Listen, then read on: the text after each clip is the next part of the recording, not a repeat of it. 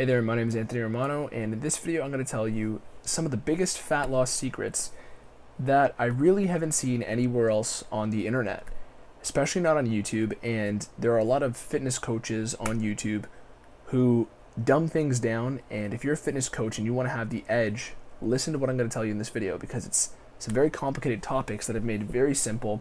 And if you're somebody who isn't even a coach but you like to think that you know a good bit about the whole fitness process, building muscle, losing body fat, definitely watch this video, because I'm going to make some very complicated things very simple, and this will honestly give you such a huge edge to knowledge of bodybuilding and personal fitness, because not many people dive into these things unless they're a nerd like me. So anyways, watch the video after I roll my intro.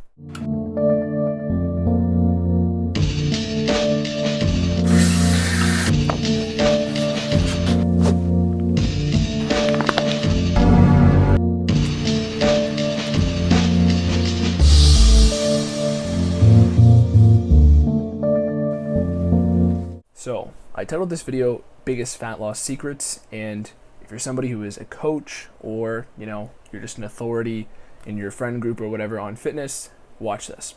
So basically, a lot of people, I'm going to start off with this premise, believe in calories in, calories out. So believing in calories in, calories out is totally appropriate, but this is the area where people don't break things down further. Because when you believe in just calories in, calories out, we can all agree that that works, but we don't specify any further as to why it works. And if you know why it works, you'll know 10 times more than anybody else, because they just cut their knowledge off right then and there. And knowledge and all this stuff and scientific topics are about precision. And it's not just a matter of, do whatever works for you. There are objectifiable right and wrong answers, and there are objectifiable more specific details we can break down. So calories in, calories out, to say that it works is like saying that when a car goes from A to B, well, how did it get there? Saying that calories in, calories out just works is like saying, well, how did a car get from A to B? It drove. That's what it's like saying. It's like if you were to ask somebody, how did this car get from point A to point B? And they say, it drove. That's what it's like saying when you say, eat 500 less calories. When you say calories in, calories out is all that matters, it's like answering the question in the least specific way you possibly could. It doesn't recognize any of the mechanisms at play that make calories in, calories out work. So if you've seen any of my other videos, you'll know that I talk and preach heavily for the ketogenic diet. And one of the reasons why I do this is because your insulin and blood sugar are much more manageable on a ketogenic diet. Now, of course, that doesn't mean keto is the only way to go about losing body fat or pursuing your bodybuilding goals. But when it comes to understanding how even if it fits your macros approaches work, whatever approach you choose, you have to know the mechanisms at play that actually cause weight loss. Because a lot of people seem to say, even if you eat, keto, all that matters is your calories. Well, that's not always the case, because sometimes if you have a very overweight person, let's just guesstimate and say 300 pounds. If they eat the same amount of calories they currently do, but cut out all their sugar, they will absolutely lose weight, because there's going to be a drop in their insulin. And I'm talking, their total daily intake of food that will cause insulin to spike, and their fasting blood insulin will probably drop a bit. But here's the main mechanism I'm trying to illustrate here. When you have calories in, calories out, people are not aware that that is simply a way to describe a decrease in insulin in a manageable way, in a measurable way. So if you say to somebody, eat 500 calories less, what you're really telling them is to lower their insulin by 500 or so odd calories. So all foods don't spike insulin the same way. Sugar is going to spike your insulin dramatically more than any other macronutrient. And there are different types of sugar which will spike it more than others, and perhaps leave a longer lasting effect of insulin. So it's not just insulin, but insulin is the fat storage hormone. Your body needs insulin to be turned on in order for fat storage to happen. And if insulin is turned off, you will be burning fat. You can't burn fat without insulin being dampened in some way, and you can't store fat without insulin being present. So when we're talking about, different approaches, keto, if it fits your macros, or we're just talking about the baseline of calories, right? When you're looking at calories, if somebody were to be eating carbs, eating a if it fits your macros approach, and they're eating 2,500 calories and then they drop to just 2,000, well, the total amount of insulin they secrete will drop. Some days it might drop more than others. Let's say they have lower sugars, or let's say they have all sugar. Let's say they have on the 2,000 calorie day, this person eats more sugar than they ate on the 2,500 calorie day. Well, their insulin can only rise as high as their calories will allow, because that implies a certain amount of macronutrients to make up those calories. So you can only eat so much food. And lowering your food intake in general is one way to lower your insulin. Think about it. If you eat 500 calories a day, you aren't able to eat any carbs. You could eat 100% carbs as your macros. And yes, that will probably make you hungrier in the day. You'll probably be very hungry through the rest of the day. And you'll have a very high insulin spike at first, and blood sugar spike as well. But the thing is, your overall calories will limit you from hitting a certain amount of insulin being secreted.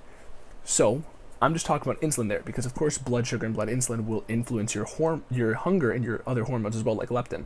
But your blood insulin and blood sugar are very impactful when it comes to how hungry you are moment to moment. This is another reason why I preach for the ketogenic diet approach, because you don't have that volatile blood sugar and blood insulin. That's essentially why a lot of people preach and, boost keto for what it is. But no matter what approach you want to do, if it fits your macros, that's hard to say really fast, or if it's keto, whatever it is, you have to keep in mind that what you're really trying to reduce here are the hormones that are going to cause you to store fat. So back to that original analogy, when I was saying that if somebody asks you, how does a car get from point A to point B, and you say they drive, that's equivalent to saying, how does somebody go from this weight to that weight, and you say calories, right? Well, yeah, calories, but the real mechanism that makes a car get from point A to point B is many things. It's how good the engine is, it's about the fuel in the tank. There's many things that influence what actually gets the car from A to B. And you can't, of course you can still get there, right? I mean, for this example's sake, to say you drive is good, but it doesn't tell you anything. It doesn't tell you anything about what to do if you don't have a car, right? And if you have any diet available to you, pick the one that's going to allow you to decrease your insulin and, manipulate your insulin appropriately. But my preference is always to manipulate my insulin in a way that doesn't make me hungry all day. Because of course you can eat the Twinkies, and you can eat Twinkies all day long. If your calories are low enough to the point where your insulin isn't spilling over, then yeah, you'll lose weight. But you'll have a damn hard time doing it, because you're going to be hungry going to bed every day. You're going to be cranky. You're going to have hunger, anger, all that stuff, hanger. So at the end of the day, this is in part another argument in favor of the ketogenic diet approach. But if you're somebody who does, if it fits your macros and you like that, that's fine. But there's going to be a point where you eventually progress where you need to dial back some of the calories and sugars more, to the point where you pass a plateau. And that's often where people jump to keto. So at this point, it's better to just start off with keto, get adapted, enjoy the process, and move forward with things. But again, you can do whatever you like, and just keep in mind that all calories are not equal. This is something that I've heard no other fitness coach on YouTube talk about. They all seem to talk about calories in, calories out, and they'll give you a good amount of macros, and they don't differentiate between certain types of carbs that will make you hungrier, or certain types of carbs that will create a larger rise in blood sugars or a larger rise in blood insulin. Or this is just like this is my inner keto guy coming out. They won't critique how, example, fruit sugars can actually be worse for you than other sugars. For example, fructose, which is the sugar in fruit, gets digested in your liver right away, opposed to going in your muscles. And it also creates a lot more oxidative stress, and it can be inflammatory.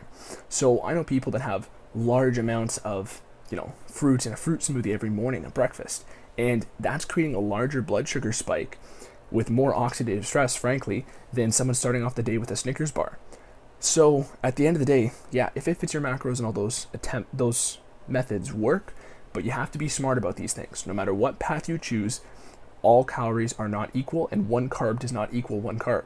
1 calorie doesn't equal 1 calorie, but not even 1 carb equals 1 carb, because 1 gram of fructose is going to be worse for you than 1 gram of glucose. And 0 grams of glucose is going to be better than any of the grams of any of the sugars, in my opinion, as a keto guy. But I've tried all these dieting methods, and whatever works for you, do it. Doesn't necessarily mean that it is the best and absolute most effective way to get what you want. So again, I'm going to end this video by saying, do whatever you like is something I like to live by. I never want to force my views on anybody, but to say that there's no differentiation between which paths are more effective than others is silly. And if you want results, you got to go for the best, most effective method. And in the case of the ketogenic diet, if you're interested in switching to that or trying it out, I have plenty of free resources to help you with that. I have free guides, and I have my coaching website, romanoketo.com. Additionally, you can join my Facebook group and leave me comments. I'll answer every single one of you. So if this video was helpful for you, leave a like and subscribe to me right now. And beyond that, thanks for watching. Hopefully this video gave you what you're after. And if you're a fitness coach or somebody who, again, just pursues fitness and likes to know on a deeper level what they're actually doing, I'm very confident this video gave you that extra edge and at least introduced the topic to you that will allow you to go down the rabbit hole of my other much more specific and tedious videos on plenty of different topics that will, at the end of the day, give you a much broader understanding on all this stuff. Thanks again, Anthony Romano. Peace.